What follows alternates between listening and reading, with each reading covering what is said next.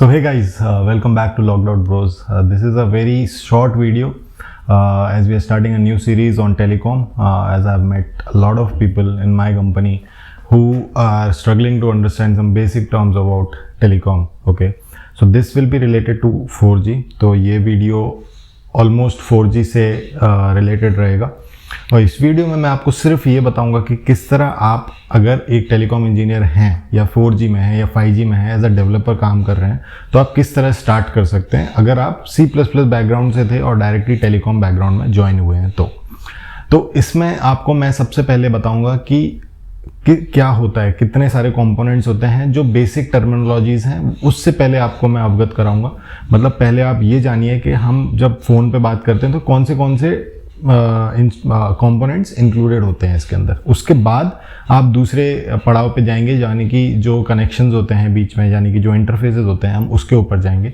उसके बाद धीरे धीरे करते हम एक ठोस बैकग्राउंड बनाएंगे टेलीकॉम इंजीनियर। अगर आप नेक्स्ट स्टेप अगर टेलीकॉम इंजीनियर जाना चाहते हैं, आप ये बेसिक कोर्स से भी स्टार्ट कर सकते हैं। अगर आप फ्रेशर हैं और आपको इंटरेस्ट है कि आप 4G या 5G डेवलपमेंट करें तो उसमें भी जा सकते हैं। अब इसका आउटकम क्या होगा? आउटकम ये होगा कि आप जब ये कोर्स कंप्लीट करेंगे तो हो सकता है आप सैमसंग, नोकिया, मैवनीर, एप्पल, कॉलकॉम, मीडियाटेक, इन सब कंपनीज में अप्लाई करके सेलेक्ट हो सकते हैं।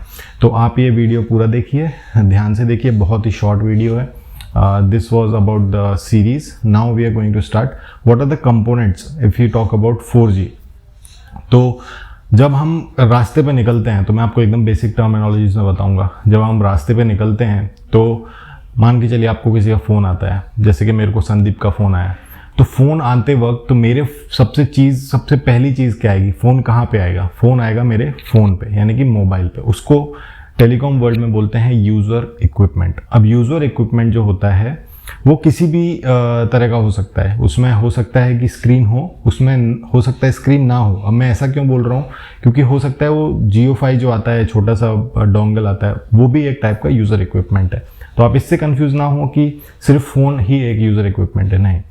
तो अब मान के चलिए संदीप का फ़ोन आया, तो फ़ोन आया मेरे मोबाइल पे, यानी कि यूज़र इक्विपमेंट में। अब यूज़र इक्विपमेंट तो लाखों हैं, तो लाखों यूज़र इक्विपमेंट्स में फ़ोन आएगा कैसे? वो भी सिर्फ संदीप ने मेरे को किया तो मेरे को ही कैसे आएगा? तो उससे रिलेटेड होता है एक और कंपोनेंट जो आप बहुत यूजुअली देखते होंगे, वो है सिम, सब्सक्राइबर आइडेंटिटी मॉड्यूल, तो जो कि फ़ोन में लगता है। तो ये दो पार्ट होते हैं जो कि यूज़र इक्विपमेंट से अटैच्ड होते हैं, यानी कि फ़ोन में होते हैं। ठीक है। नेक्स्ट स्टेप होता है, आप जब रास्ते पे जा रहे हैं तो आपने कभी कभी देखा होगा कि रेड कलर के टावर्स होते हैं। तो रेड कलर के टावर्स होते हैं, उसके ऊपर वाइट कलर के बड़े बड़े बॉक्सेस होते हैं या फिर सर्कल होते हैं, सर्कल बॉक्सेस होते हैं। तो उनको हम बोलते हैं बेस स्टेशंस, और 4G में बोलते हैं इवॉल्व्ड नोड बेस स्टेशंस, यानी कि ई नोड बी। 5G में उनको बोलते हैं जी नोड बी। ओके, तो ये हो गया। अब उन दोनों का कनेक्शन होता है तभी हमको एक कॉल आता है। अभी कनेक्शन और वो सब हम डिटेल में आगे देखेंगे, आज सिर्फ हम कंपोनेंट्स की बात कर रहे हैं। तो उसके बाद ये कनेक्ट होने के बाद हमारा जब ई नोड भी होता है, तो ई नोड भी एक सिर्फ लोहे का चीज़ होता है। उसके अंदर जो वाइट बॉक्स होता है, जो बड़ा सा प्लास्टिक का पार्ट होता है, वो मेन चीज़ है। उसके अंदर कुछ सॉफ्टवेयर रन हो रहे होते हैं, और वो सॉफ्टवेयर रन करने के लिए एक बैकएंड में कुछ चीज़ चल रही होती है। उसको हम बोलते हैं इवॉल्व्ड पैकेट कोर, यानी कि EPC। अब EPC के अंदर बहुत सारे मॉड्यूल्स होते हैं। EPC के अंदर होता है सबसे पहले MME के बाद होता है S गेटवे, उसके बाद होता है P गेटवे, उसके बाद होता है HSS, यानी कि होम सब्सक्राइबर, सॉरी मैं फुल फॉर्म भूल गया हूँ, होम सब्सक्राइबर। उसके बाद होता है HSS, होम सब्सक्राइबर सर्वर। उसके बाद होता है PCRF एंड PCEF। ओके, तो इन सब का कॉम्बिनेशन होता है, वो बनाता है EPC। तो EPC के अंदर इतने सारे मॉड्यूल्स होते हैं। अब इनके बारे में थोड़ा सा मैं आपको बताना चाहूँगा। HSS होता है काइंड ऑफ डेटाबेस। अब डेटाबेस क्या होता है? अगर आप फ्रेशर हो तो हो सकता है आपको डेटाबेस भी ना पता हो। डेटाबेस मान के चलिए पहले ज़माने में एक बुक आती थी, जिस बुक में सारे नंबर और नाम लिखे हुआ करते थे जब लैंडलाइन चलते थे। उसी टाइप का एक डिजिटल फॉर्मेट, जहाँ पे आप A लिखेंगे, ASDF लिखेंगे, तो उससे रिलेटेड आपको पूरा कंटेंट मिलता जाएगा। तो वो होता है होम सब्सक्राइबर सर्वर। उसके अंदर अपनी जो फ़ोन जिस भी सिम का आप जिस भी कंपनी का ख़रीदा है, यानी कि जिस भी कंपनी का आपका सिम कार्ड है, उसका सारा रिलेटेड इन्फॉर्मेशन उसमें होगा। नेक्स्ट होता है पीसीआरएफ क्या होता है? पीसीआरएफ एक बहुत इंपॉर्टेंट चीज़ है। जब आप जियो में हॉटस्टार पे आप मैच देख रहे हैं और एचडी में देख रहे हैं, आपका 1.5 GB डेटा ख़त्म हो गया है, तो जियो वालों को कैसे पता चल रहा है कि ये आपका नेटवर्क ख़त्म, मतलब डेटा ख़त्म हो चुका है? तो ये काम है पीसीआरएफ का, पीसीईएफ का भी। तो पीसीआरएफ क्या होता है? Policy charging and rule functions होते हैं जो कि डिसाइड करते हैं कि भाई आपने 149 का रिचार्ज कराया तो आपको इतना ही डेटा मिलेगा, या इतने ही कॉल कर सकते हो, या इतने एसएमएस कर सकते हो। आपने ये भी देखा होगा कि 1860 के नंबर पे आप कॉल करोगे तो बोलेगा कि आपको रिचार्ज करना पड़ेगा, तभी आप कर सकते हैं, क्योंकि इसके अंदर ये सब अलाउड नहीं है। पीसीईएफ का क्या काम होता है? Policy charging and enforcement function. तो अब जब आपका डेटा खत्म हो जाता है तो आपको वापस से 149 kbps या फिर 200 kbps की स्पीड पर लाने के लिए ये पीसीईएफ का काम होता है। ये सब कनेक्टेड होते हैं ईपीसी के अंदर। अब मैंने पहले भी 3 चीज़ें बोली थी, जो है एक एमएमई, दूसरा होता है एस गेटवे और तीसरा होता है पी गेटवे। तो ये भी ईपीसी के अंदर ही होते हैं। तो एमएमई क्या होता है? एमएमई होता है मोबिलिटी मैनेजमेंट एंटिटी। अब मान के चलो आप यहाँ से ट्रैवल कर रहे हो, मान के चलो आप सूरत में हो, सूरत से आप ट्रैवल कर रहे हो भावनगर, या फिर सूरत से आप ट्रैवल कर रहे हो मुंबई।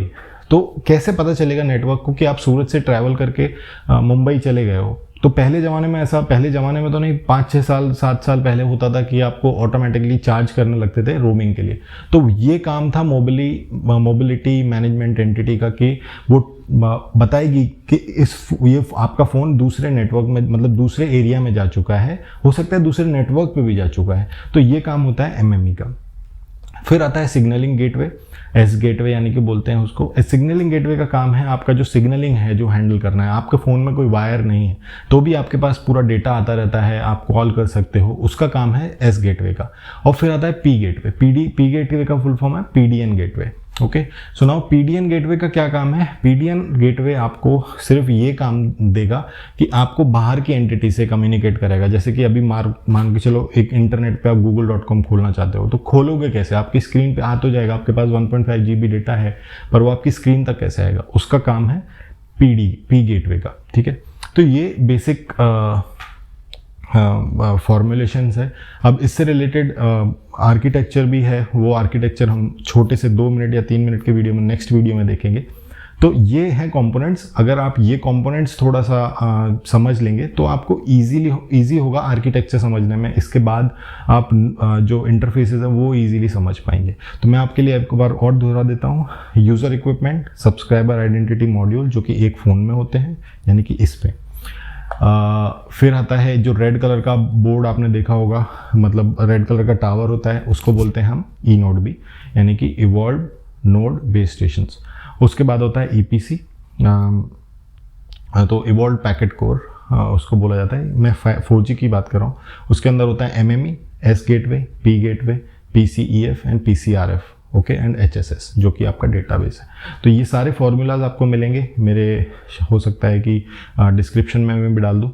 तो इसको आप मेमोराइज करने का कोशिश कीजिए, समझने की कोशिश कीजिए। आप लाइव देख सकते हैं ये सब चीज़ों को, आपको याद रखने की कोई ज़रूरत नहीं है इसको। तो इतना ही था ये वीडियो, और होपफुली नेक्स्ट वीडियो जल्दी आएगा तो आप ज़्यादा डिटेल में समझ पाएंगे। हो सकता है कि आपका कोई दोस्त हो जो टेलीकॉम इंजीनियर हो, उसको ये सब समझ नहीं आता हो, तो आप प्लीज़ उसको रेकमेंड कीजिए ये वीडियो। और thank you very much. This was it from logged out Bros today. Thanks.